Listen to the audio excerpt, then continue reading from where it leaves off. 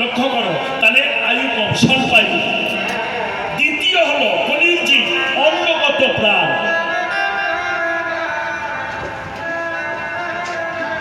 কাল একাদশী হিন্দু ধর্মের বড় তিথি, পারলে নির্জলা করো। সবার জন্য তো করেছ, ডাক্তার নামা বৌমাকে নার্সিং হোমে রেখে বা হসপিটালে ভর্তি করতে গিয়ে সারাদিন তোমার খাওয়া হয়নি, তাহলে এই উপবাসটা কার জন্য করলে? বৌমার জন্য। কিন্তু সেই বৌমা একদিন দেখবে তোমার ভাত দেবে না। তেমনি একটা দিন ভগবানের জন্য নিজেকে উপবাস এই কামনা বাসনায় বাস না করে নিজের মনটাকে উপর গোবিন্দ চরণে বাস রেখে নির্জলা থেকে গোবিন্দকে জানাও না, ঠাকুর বেশি দিন পারিনি, ৬০-৬৫ বছর বয়সের মধ্যে একটা দিন তো অনাহারে তোমায় স্মরণ করেছিলাম, বলো না। বৌমার জন্য না খেয়ে হসপিটালে পড়েছি, এর ফল তুমি কি পাবে আমি জানি না, তবে এই যে উপবাস গোবিন্দের জন্য করলে এর ফল তুমি পাবেই না, এর ফল তুমি পাবে। দেখবে মা, জীবনে লক্ষ্য করে দেখো,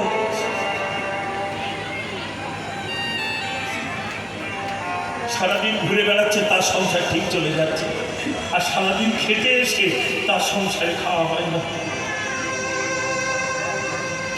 দেখবে মা, এক এক ফ্যামিলি আছে এদিক থেকে আনে ওদিকে সুন্দর, আর এক এক ফ্যামিলি আছে যার যতটুকু উপার্জন হয় তাতেই তাদের কত সুখে শান্তিতে চলে যায়, তাদের ঘরে থেকে যেন কিছু ফুরায় না।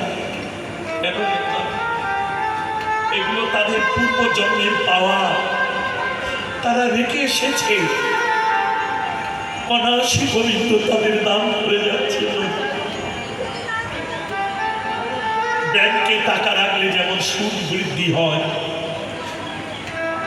তেমনি গোবিন্দের জন্য যদি কিছু রাখতে পারো, তার জন্য যদি কোনো কর্ম করো, সে কর্ম সুদ স্বামী তোমার জীবনে ফিরে আসবে।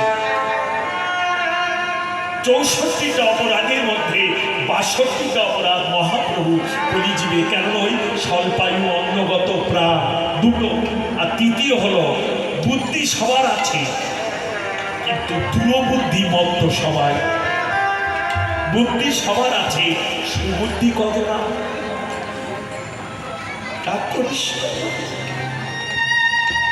দিবারাত্র কুবুদ্ধি আমরা নিজেকে মাতিয়ে রেখেছি। কৃষ্ণ, তাই এই সকল জীবের জন্য মহাপ্রভু ৬২টি অপরাধ ক্ষমা করেছে, দুটো ক্ষমা করেনি। এক হলো নাম অপরাধ, এই যে নাম হচ্ছে, এখানে কেউ যদি বাধা দেয় তার ক্ষমা নেই। শিবাসনে নাম হচ্ছিল, বাধা দিল চপালার গোপাল, চপাল গোপাল একই কথা, ছাড় মূল্য মদের ভাণ্ড রেখে দিল তার। সবাই দেখলো আর তিরস্কার করলো, হায় হায় এটা কি হলি না। এই অপরাধের জন্য ওই চপাল গোপালের দেহে কুষ্ঠ ব্যাধি হল, মাংসগুলো খসে খসে পড়তে শুরু হলো। যে নিস্তারিণী সোনার পালঙ্কে স্মরণ করতেন, সেই নিস্তারিণীও নিয়ে গোয়াল ঘরের এক পাশে। লক্ষ্য করো মা, অপরাধ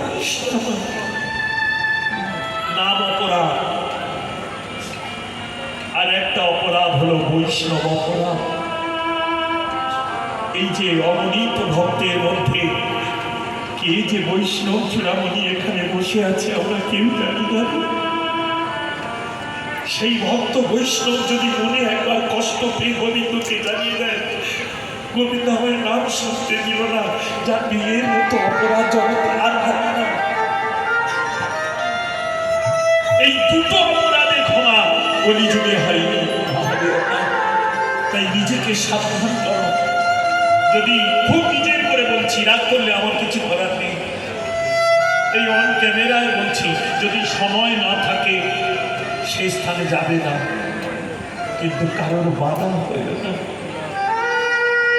কারোর ভালো যদি করতে না পারো দরকার নেই, কিন্তু কারোর মন্দ কোনোদিন চেয়েও না।